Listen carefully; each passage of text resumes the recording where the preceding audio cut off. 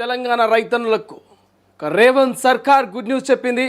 నకిలీ ఉత్పత్తులకు సంబంధించి చెక్ పెట్టేందుకు రేవంత్ సర్కార్ ఒక ప్రత్యేక యాప్ని తీసుకురాబోతుంది.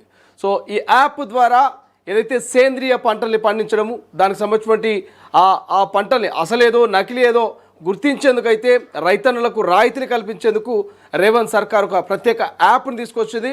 ఈ యాప్ ద్వారా రైతన్నులకు చాలా అంటే చాలా మేలు జరిగేటువంటి అవకాశం ఉంది. రైట్ నా ఒకసారి దానికి సంబంధించినటువంటి పూర్తి అప్డేట్ చూద్దాం. అసలేంటి, నకిలీ ఏంటి, అసలు ఆర్గానిక్ సంబంధించినటువంటి మరి ఏం జరుగుతుంది, వ్యవసాయంలో జరుగుతున్నటువంటి విత్తనాల కల్తీ కావచ్చు, లేకపోతే ఇటు పండించినటువంటి పంటలో కల్తీ కావచ్చు, అన్ని రకాలుగా ఓ వైపేమో ఆర్గానిక్ ఫుడ్ అని చెప్తా ఉన్నారు.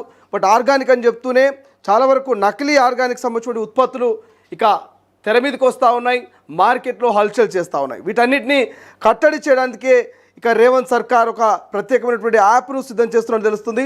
దానికి సంబంధించిన అప్డేట్ చూస్తే తెలంగాణ రాష్ట్ర ప్రభుత్వం ఒక కీలక నిర్ణయం తీసుకుంది. సేంద్రియ ఉత్పత్తులకు ప్రత్యేక యాప్ను తీసుకొచ్చింది. రాష్ట్ర ప్రభుత్వం యాప్ను సిద్ధం చేస్తున్నట్టుగా తెలుస్తుంది. అయితే నకిలీల నుంచి విముక్తి కల్పించేలా ఈ యాప్లో చర్యలు ఉండేటువంటి అవకాశం కనిపిస్తుంది.